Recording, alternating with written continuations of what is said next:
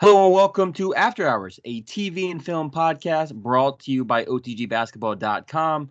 We are finally in season 3 of Remembering the Office. We are fully through season 1 and season 2. We also last week did a season 2 wrap-up episode. We went through some of our favorite moments, some of the best episodes to watch. Definitely check out that episode and all the other episodes on all major streaming platforms. And with me is none other than Jack Manuel. Jack, how's it going, man? Kory, you better not try to kiss me, my dude. Man, if there wasn't a lot of miles between us, you never know. Love it. So this is obviously season 3, episode 1, Gay Witch Hunt. It is a hilarious episode.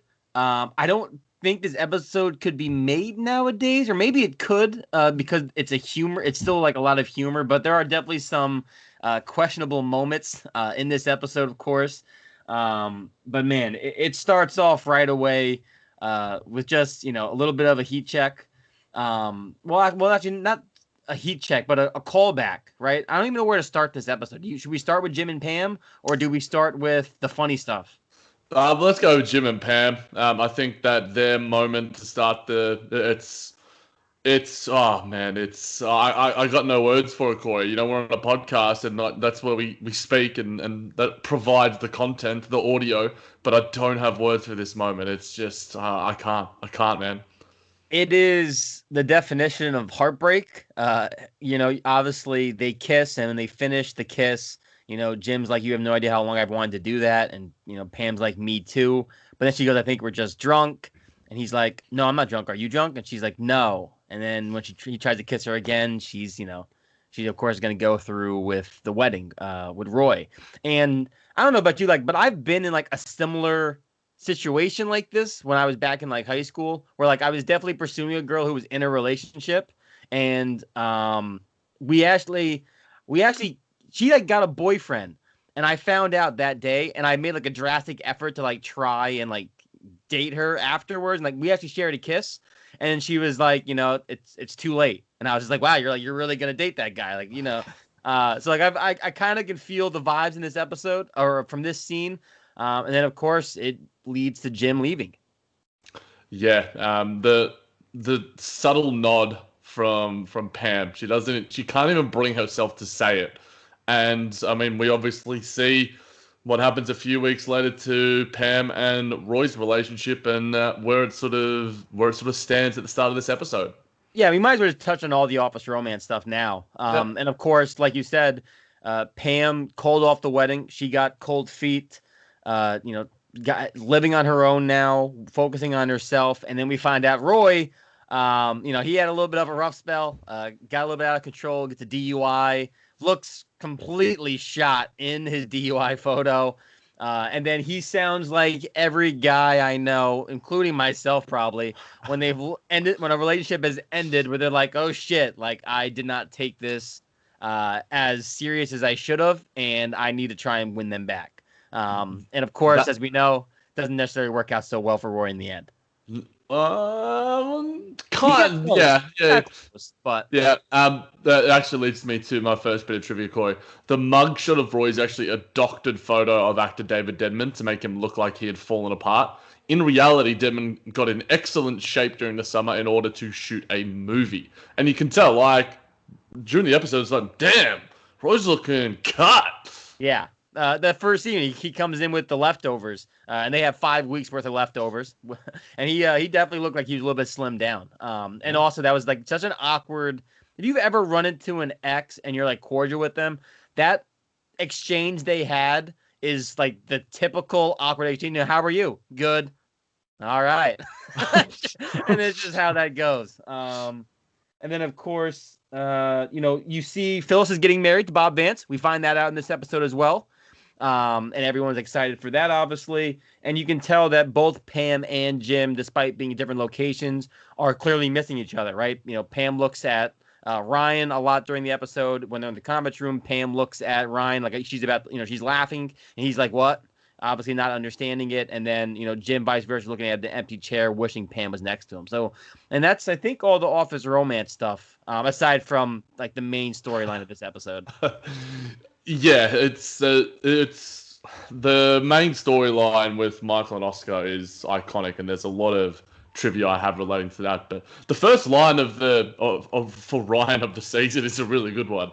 Yeah, I'm not a temp anymore. I got Jim's old job, which means in my 10-year high school reunion, it will not say Ryan Howard is a temp. It will say Ryan Howard is a junior sales associate at a mid-range paper supply firm. That'll show him. It's really funny because honestly, this is still like this is Ryan's, increase of his career. Yeah. He's budding, if you will. Yeah. That's a good line. Then of course, Dwight fake crying about Jim being gone, and then false. I do not miss him. And then that false is the iconic false, yeah. Yeah. Well, is that one or I think it might be the Battlestar Galactica one where he's like false. Oh, yeah. Yeah, I think this is the one that I see whenever I type in false into GIFs on Twitter. Like, this is the one that sort of comes up. So maybe I need to type in Black Bears to get the other one. If anything, this might be the first time he uses false. Yeah, it definitely is. Right. This is definitely the first time he uses false. But, I mean, I feel like it's something that he uses at least once every season from this point on. I might have to keep a running tally of that in my own notes. And then, of course, we get the scene between Michael and Toby where you find out what the issue is because Michael had been calling people faggy. And he goes, why would anyone think that's offensive? And then, Toby's like, well, Oscar, thinks you should use lame or something. And he's like, well, that's what faggy means. And so, no, not really. And this is when we find out that Oscar is really gay. And, Michael, it took Michael a second to actually like understand what Toby was saying. And then, we get a classic Michael Scott line. As you're sort of introducing the crux of this episode, Kory, it brings me to a couple little trivia points. So This episode marks one of the first times that Toby's actually wearing a suit jacket that isn't tan or brown colored. In this episode, his jacket is grey. Also, Jen is furious with Michael for outing Oscar. However, it was actually Toby who violated Oscar's confidence by telling Michael. Clearly a terrible moment of judgment for Toby, disclosing the information to a person who clearly cannot hold a secret. We saw that in the last season with Jim, him trying to hold Jim's secret about Pam, and that gets let out. So Toby is almost in the wrong here, if anything. No, he definitely is. As an HR rep, he's the one who breached the confidentiality of Oscar. 100% on Toby. Obviously, in any situation, like if I told you a secret and then you went and told somebody the secret, they're going to get mad at you.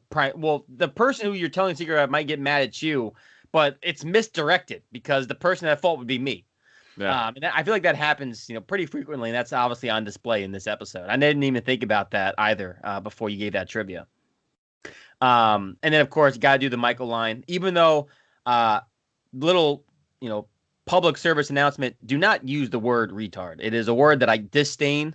It is not a good word. My sister's mentally handicapped, for those listening, and that is a word that I despise. But in this context, it's funny because of what Michael... It actually is funny. Like, there's moments where Michael is like horribly offensive, but it's just like he kind of makes sense and it's kind of funny. Yeah, because I mean, I'm not perfect or innocent. When I was a kid in middle school, I was definitely calling people gay if I thought they were being like lame or a loser. And obviously, the older you get, you realize you really shouldn't be doing it. I don't do it anymore. But and his logic is not too far off from like a middle school and high school logic. If we're being honest, I would have never called him that if I knew. You don't call retarded people retards. It's bad taste. You call your friends retards when they're acting retarded. And I consider Oscar a friend. I mean, it's actually, this brings me to probably a pretty good trivia point that I think not only surmises Steve Carell and how he views Michael as a character, but I think the crux of what he brings to the character overall. At a television festival, Palais Fest, in early 2007, Steve Carell recalled that he enjoyed the episode because it spoke to the fact that Michael isn't actually a homophobe. He just doesn't understand the world. They are two very different things. It's not that this is a quote, it's not that he's intrinsically racist or homophobic or sexist. He just doesn't have a frame of reference. He's not capable of understanding. And once he does glean some understanding, he misinterprets it entirely altogether. But I think at least the way I feel about the character is that he has a decent heart, a decent person, and he's just trying his best. It's like it's literally like when you hear him say that, it's just like that's literally it. That's it. Yeah. Yeah, 100%. It's a person who comes from a like you said, he just doesn't understand, and he wants to be loved by everybody. Like that's Michael's core being in this entire show is, his desire to be loved. We saw it last season when we went through Bring Your Daughter to Work Day, and we saw the video. He's like, I'm gonna have 100 kids, so I will never not have friends. Like that's all Michael Scott wants is to be loved, and he wants people to be afraid of how much they love him. So of course, another funny moment is just Michael apologizing and outing Oscar to Angela and Kevin. He's like, I'm just so far the opposite, like I can't even imagine the thing. Maybe we could go to get a beer sometime. You could tell me how you do that to another dude. And Oscar's face, and then he's like, that's a wonderful idea. Kevin, like, just no line from Kevin, but just Kevin laughing is comical, obviously, because Kevin is just vastly inappropriate. And then Angela with the slight dig. And then, Oscar tries to play it off, but you can't play that off because now it's too much in the air. But I thought that was a good, funny moment somewhat because, again, it shows what you just said of Michael not meaning to be offensive, and then trying to fix the situation and then being more offensive again. Yeah. Kory, this is an iconic episode because we get the introduction of Andy Bernard and Karen Filippelli. Yes. Now, are you a fan of Andy? See, I was having this discussion with my brother the other day. I was watching with him. I'm just like, bro, you're Andy. He's like, Andy's all right. I'm like, yeah, he kind of is. I like Ed Helms. I like Ed Helms a lot. And I like Hangover. I like, Tag. I like all the movies that he's in. There's endearing moments for Andy when he's dating Angela. So season 3, late 3, 4, 5. But then his character goes off the rails a little bit later when he's given more responsibility and is like a prime character. Yeah. I don't mind him. But his introduction, Kory, I mean, I'll say the line and then I'll go to the trivia point that I have. Big Tuna is a super ambitious guy, cut your throat to get ahead kind of guy. But I mean, I'm not threatened by him. I went to Cornell. You ever heard of it? Graduated in 4 years. Never studied once. I was drunk the whole time. And I sang in the a cappella group, Here Comes Treble. That line, I need to find it here because it's obviously the first appearance of Ed Helms and Rashida Jones as their respective characters.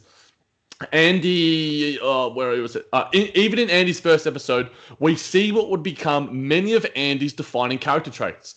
Bragging about having attended Cornell University, nautical themes, a cappella singing, and his short temper. It's a wonderful introduction for showing all those things because those are key points throughout his tenure for the next 6 seasons in this show. So it's a well-written and incredibly great introduction. And when we do get to him kicking and losing his temper, I do have another trivia point for that as well. Okay. Yeah. For me, Andy, I'm not a fan of Andy. Okay. I don't mind Andy. Like you're right. I think in these first couple seasons, he's not bad. But his character development is just very annoying to me. And I despise him near the end. Especially like with all the Aaron stuff. He is just that's an annoying character. But yeah, I mean, this is a hilarious introduction. Big Tuna, Big Tuna. She's pretty hot, huh? Completely crazy. Steer clear, Big Tuna. As if head for open waters. It's just like, all right. Definitely comical though. And then, like you said, we also, not too far after this introduction, meet Karen, and she calls out the infamous Jim face of how he's always looking at the camera. What is that? And funny enough, this is her. Because of this role, I'm pretty sure is why she got her role in Parks and Recreation, correct? I think so, yeah. It's the same writers, Michael Schur. I'm pretty sure Greg Daniels was involved as well. But, it's a great line. Jim's nice enough. I don't know how well he's fitting in here. He's always looking at the camera like this. What is that? It's really good. You find yourself in everyday life ever doing a Jim look or we know our guy Kevin, the Kevin look. How great is I feel like I see a meme every day on Twitter or Facebook. It's like, we all love Jim's look, but how awesome and underrated is the Kevin look? And Kevin's just like, I love the Kevin look as well. I definitely do it. I know for a fact. Like I was at my friend had a housewarming party yesterday, and there were several times where like something happened, and I was just like I'm not like no one's even looking at me. I'm just like, what are we like? What's going on here? I'm just completely in the side of the room, doing my own like gym impersonation. So yeah, I definitely do it. You?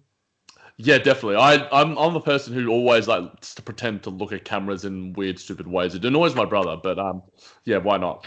Hey, we're living our own reality show in our own mind, right? uh, check this down. Okay, I'm doing something. All right. And now this might be one of my favorite moments of the show, of this episode, I should say, is Michael and Dwight going on God. their back and forth. We got to go through this. Do you want to Alright. be Dwight or Michael? Okay, I'll be. Are you talking about where like the Dwight ends Can with you the tell book? who's gay or not? Yeah, When they're okay. in the office looking out. Yeah, I'll go Dwight. Okay. Can you tell who's gay and who's not? Of course. What about Oscar? Absolutely not. Well, he is. Well, he's not dressed in women's clothes, so There could be others. I need to know. I don't want to offend anybody else. I don't. It's like the line. He's not dressed in women. Like what? It's such a Michael, how clueless he is about the world. So every gay person in the world has to be. That's he's not thinking what a of gay drag, person is. Like, he's thinking of drag queens, and which is cute. cross-dressers. Like, what are you talking about, my guy?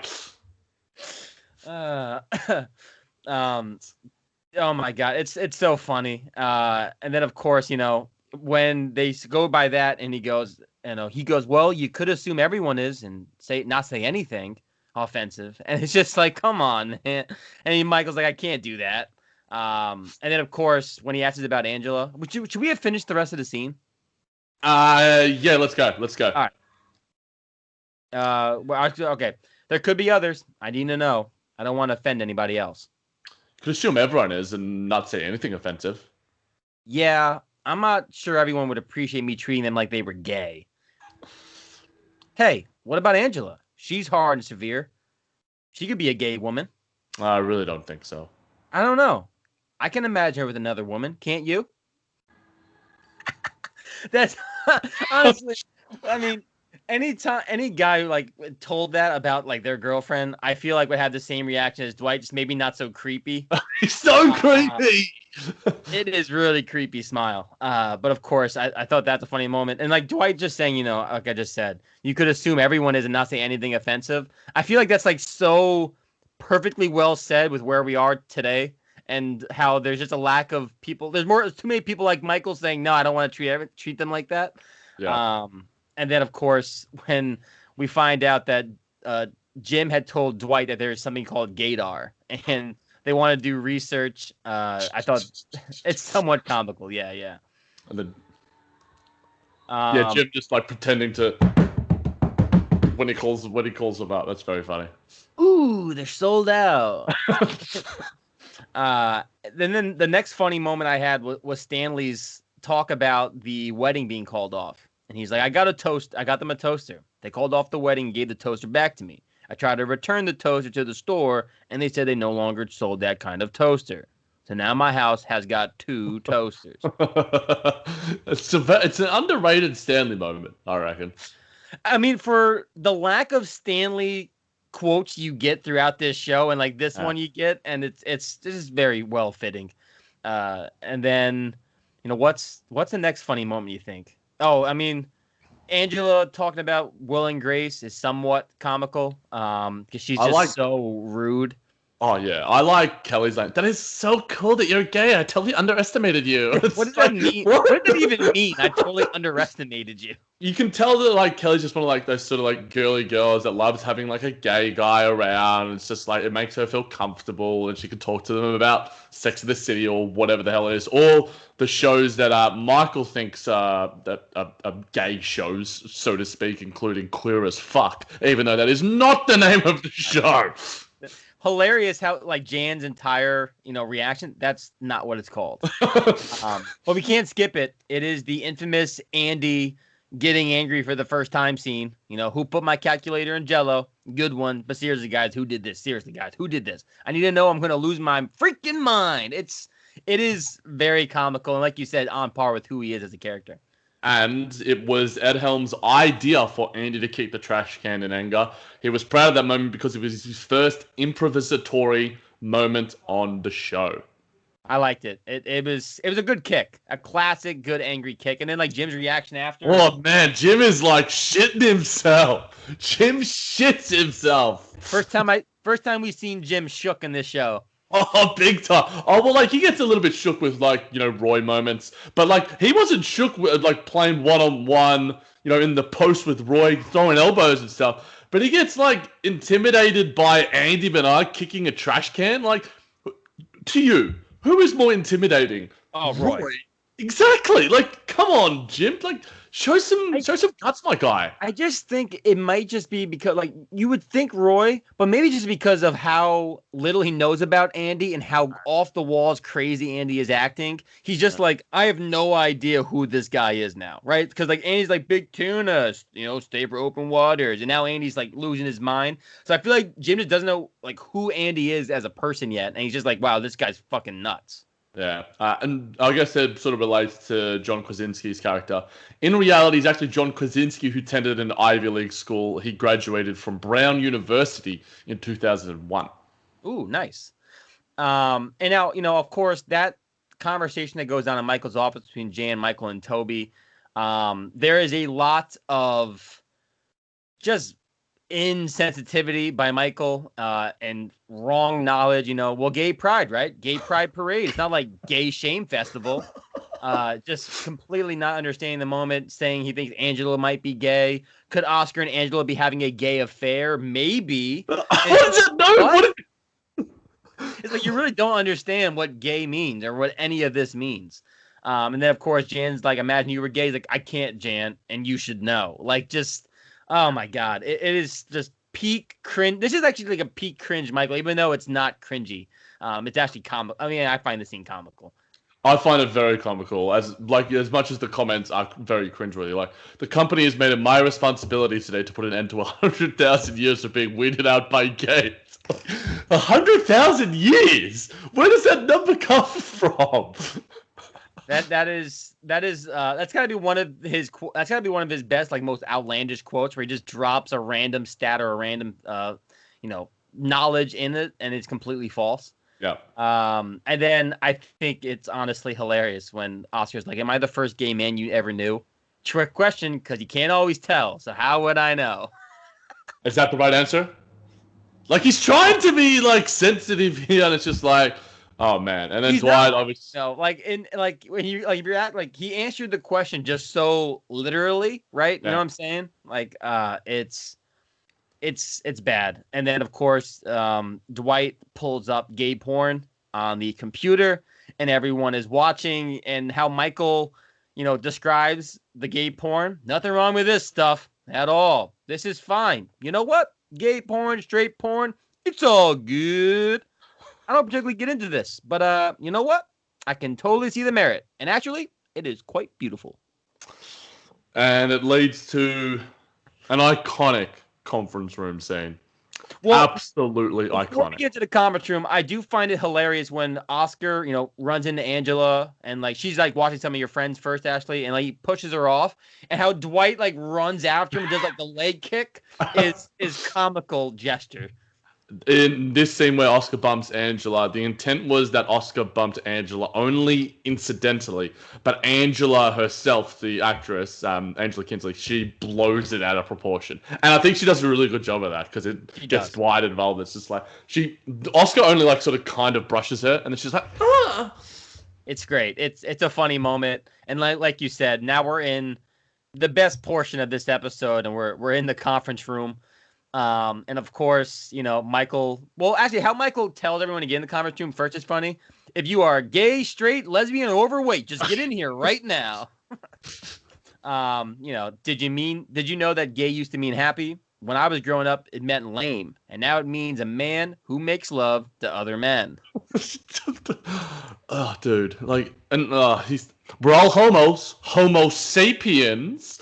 Oh, it's just Oh, so. And then, I mean, I got to give you Creed's I absolutely heat check moment in this conference scene here, where he gets his little moment one on one with the cameras. Yeah, do you think, Kory? it is. It is it's a hilarious line. I laughed out loud watching it before we got on. I'm not offended by homosexuality. In the 60s, I made love to many, many women, often outdoors, in the mud and rain. And it was possible a man slipped in. There would be no way of knowing. Like, what? Like, hold up. Hold up. Let's wait a minute. You don't know? You have no way of knowing? What are we doing here? Creed's like just you can just imagine Creed at like Woodstock, and everyone's naked and there's orgies happening. Good on him. Free love, man. Free love. I'm only like 45 minutes away from Woodstock, so Creed was definitely there. I could feel the Creed vibes from here coming from Woodstock. It's a heat check moment, and then of course they're talking about the law and everything else. Dwight's statement. I want all the other office gays to identify themselves. And Oscar's like, no one else is gay. And then Dwight's like, what about Phyllis? She makes absolutely no attempt to be feminine. That's all funny. And then, of course, Phyllis. Obviously, is this the first time we realized that Phyllis and Michael were in high school together? Or we learned that in season 2? No, I think it might. Oh, I can't remember. But was it the Christmas episode? It might be this episode, because I'm trying to think if there's a moment like the episode, the Bring Your Daughter to Work Day, if that episode there was a reference to it. But it might be this one. Yeah. And of course, she says how everyone in high school thought Michael was gay. And as Michael said, he just wanted to look good. So Michael is what you would probably label a metrosexual, because he wanted to look good. He wore a suit and tie in high school. I mean, yeah, he rocked it. I was called a metrosexual like a month ago, so this is why. This is my point of reference: is you just want to look good, and there ain't nothing wrong with looking good. Not at all, my guy. Not at all. And then of course, once again, Michael not understanding anything. Look, if I was gay, I would be the most flamboyant gay you have ever seen. I would be leading the parade covered in feathers, and I would be waving the rainbow flag. And then obviously Oscar's about to quit. And you get this moment of Michael and Oscar, talking, and Michael's like, you understand? Like, I just want to, try to give you a hug, and this is what's going down. I don't. Do you want to do this one too? Which one? Well, the Michael and Oscar. I mean, the Michael and Oscar scene is funny. I don't know if you wanted to do the line. There's not really funny. There's actually not really anything funny like in the actual lines. It's more so like the body movements, I feel like. And I've got a lot of trivia points about Michael initiating the kiss with Oscar. Obviously, he gets upset. I mean, I don't want to spoil the trivia. I know this trivia. This is one of the few trivias I do know. There's a couple of trivia points relating specifically to just this. There's probably 3 or 4 points. You want me to get stuck in? Bang it out. This is probably the one that you do know. The kiss between Michael and Oscar in the conference room was not scripted. The scene had been shot a couple of times with Steve Carell not kissing Oscar Nunez. Then on one take, Oscar saw Carell's lips coming closer and closer, Nunez recalled. I'm like, dear God, he's going to kiss me. And sure enough, he planted one on my face. The other cast members were laughing during the kiss, but because the camera stays focused on Carell and Nunez, the scene was still usable. One of those people who was laughing, BJ Novak. He covers his face and turns away from the camera during the kissing scene because he was laughing. You also see Kelly, who is visibly excited about Michael and Oscar kissing. After Michael kisses Oscar, he announces, "I did it," making the issue all about himself, as he always does. He really does. And it's funny. Another funny moment in that scene is right after Michael kisses Oscar. Dwight runs up and Dwight grabs and kisses Oscar himself, and you can even tell that Ryan Rain is like, he can't help but laugh. Like, he's definitely like visibly like smiling after he kisses, because he knows it's fucking hilarious. It is. What did I say his name wrong? Who? The guy who plays Dwight. His name is Brian Rand. Is that right? Rainn Wilson. Rainn Wilson. I was about to say Rand. That's definitely not right. I think Kevin's character. Let me just look up that he has. His name's actor.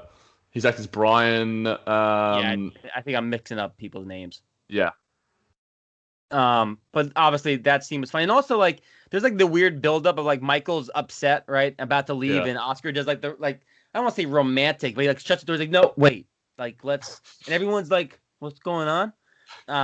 Obviously I thought it was funny, and then like Michael, laughing. I'm sorry, I called you faggy. You're not faggy. You're a good guy. And then Dwight looked like he's crying in his own like interview. He's like, Michael appears to be gay too, and yet he is my friend. I guess I do have a gay friend. And it looks like he's honestly crying himself, like in the interview. But of course, I think that's like the last, right? Big funny moment. Is there? Yep. That's all I've got.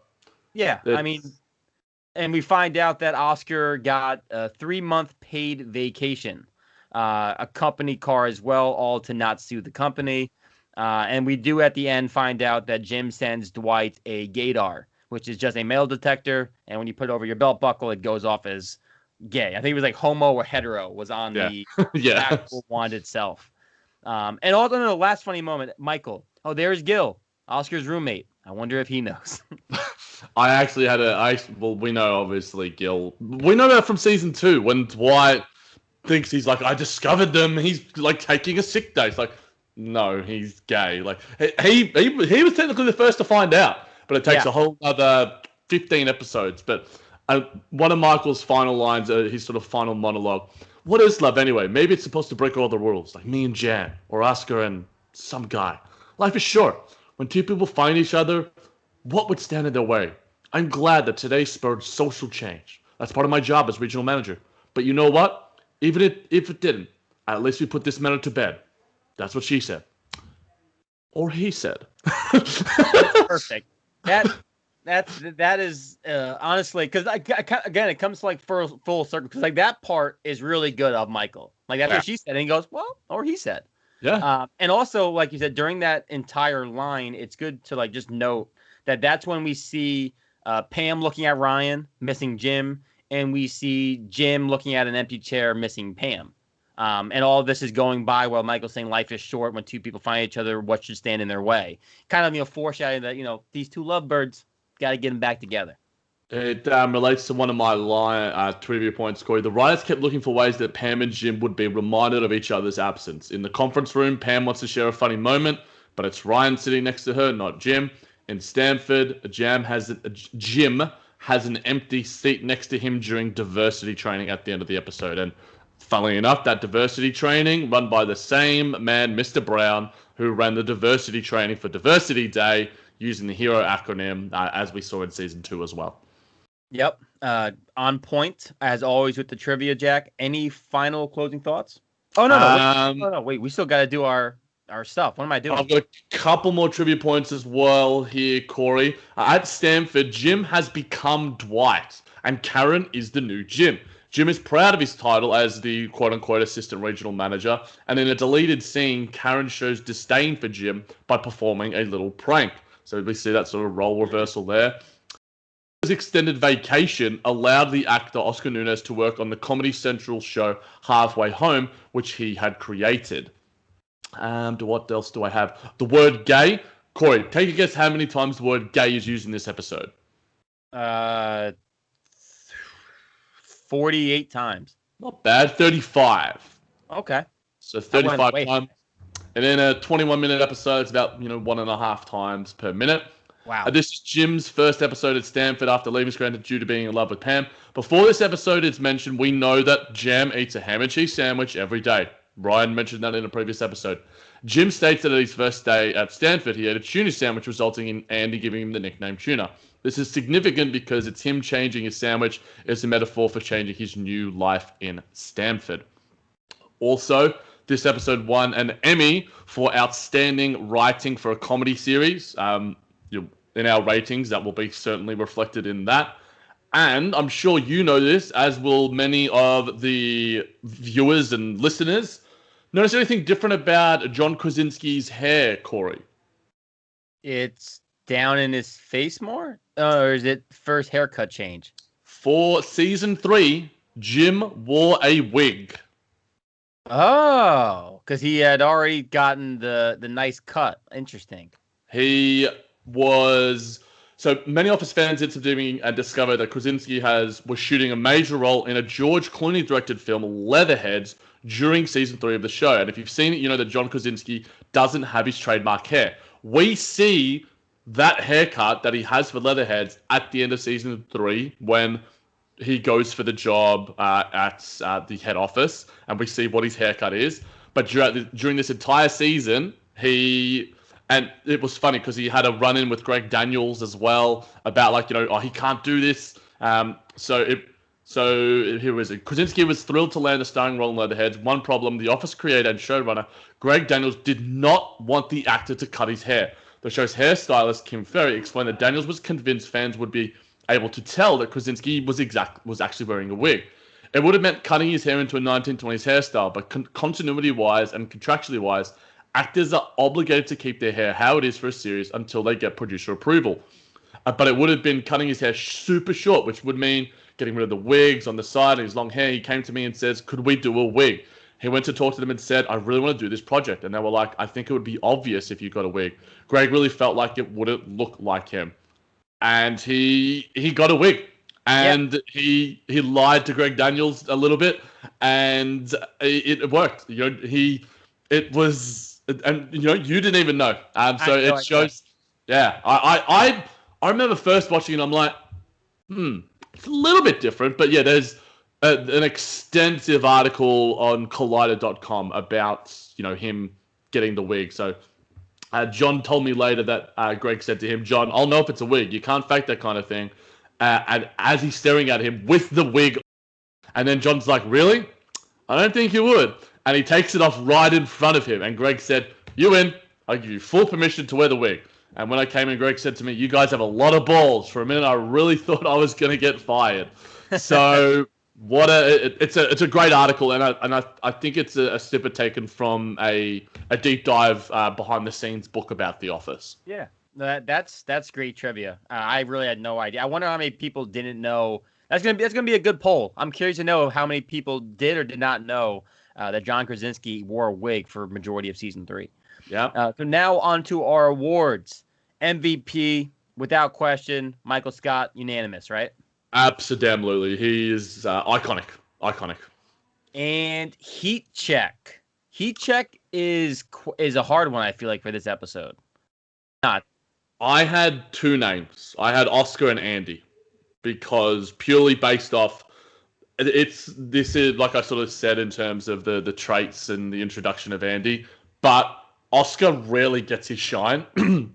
And this, other than the scene where they're doing like the Savannah, and then Oscar does his panhandle impression, that's where he's going to get his next heat check. I definitely know that. But other than that, I don't think he's going to get one. So I'm singling out Oscar because this episode is about him. It's purely centered around him and Michael and the rest of the office. So despite the fact that he doesn't have a heap of funny moments, but the improvisation with the kiss, and you guys will see in the thumbnail if you've clicked on YouTube to watch this episode.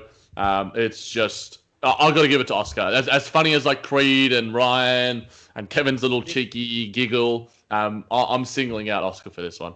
Yeah, I'm looking at Andy and Creed. Okay. I want to give it to Creed just because I think that line is just so outlandish and hilarious. But I'm gonna give it to Andy because I'm probably not gonna give Andy any more awards after this episode. But it's a good intro to Andy. You get the solid monologue of went to Cornell, the angry rage of him kicking the garbage can, freaking out. So I'll give Andy the nod for my heat check. Yeah, the only one we don't get in terms of his traits is like the yeah. That's the only little like Andy trait we don't get in this episode. And then episode ranking. I gotta be honest. I think I'm gonna give it a 10. I gave it a 9.5. This is one of the best episodes in Office history. I only give my 10s to my favorite ever episodes and the best ever episodes. People probably already know that because I do post on Twitter a lot about The Office and whatever. But this is right up there. I had it as a 9, but then as we've gone through it, I can't be like this episode is. Season 3 is fantastic, and the next episode we get to, it is one of my most enjoyable, and we've talked about, rewatchable and seeing TV show and episodes we like to just rewatch and enjoy a lot. The next episode is one of those for me. I just really love that. And it might not be as highly rated as a lot of other ones, but I'll probably give it a bit more of a subjective bias. So yeah, 9.5 for me, Kory. It is one of the best episodes in Office history. Yeah, I gave it a 10 because, again, I think this is in my, this episode for sure is in my top 10 favorite episodes of The Office. And it's one of those episodes where, again, I've watched The Office so many times. I watched this before we got on, and at several points I laughed. And if an episode is still making me laugh, because even though I love this show, definitely some parts of it I don't laugh at. It's not as funny as it used to be because you just hear it so many times. And this episode still gets me with laughter every time I watch it. So that's why I'm going to give it a 10. I like it. And now, Jack, final thoughts, and where can the people find you? At the J-Man JBT on Twitter, Kory. Make sure you're subscribed to OTG Basketball Off the Glass on YouTube. Hit the subscribe button, get those notifications for when all new episodes of Remembering the Office, JBT recaps, the Outlet recaps. We've got a big episode of Just Ball Things, our full extended episode with all the fancy videos and stuff coming up. We've got some cool, awesome written content at otgbasketball.com. Kory, myself, and Nick are going to be working on a free agent ranking, which will be popping up really, really soon once the finals are over. And we'll probably do a podcast on that as well. Yep. So there's going to be a lot of great content. Even though the NBA season is starting to wind up, the content, we can probably get stuck into The Office a little bit more. We might explore some other avenues of content there. Full Access Hoops is doing gangbusters. It's back and it's absolutely popping off. So podcasts, written content, YouTube, video, whatever you want. OTDbasketball.com, YouTube, Apple Podcasts, Spotify, everywhere. I got nothing else to say on that. Jack plugged everything possible. A lot of great content at OTGbasketball.com. Be sure to check it out. You can find me on Twitter and Instagram at KWallHoops. And until next time, peace out, knuckleheads.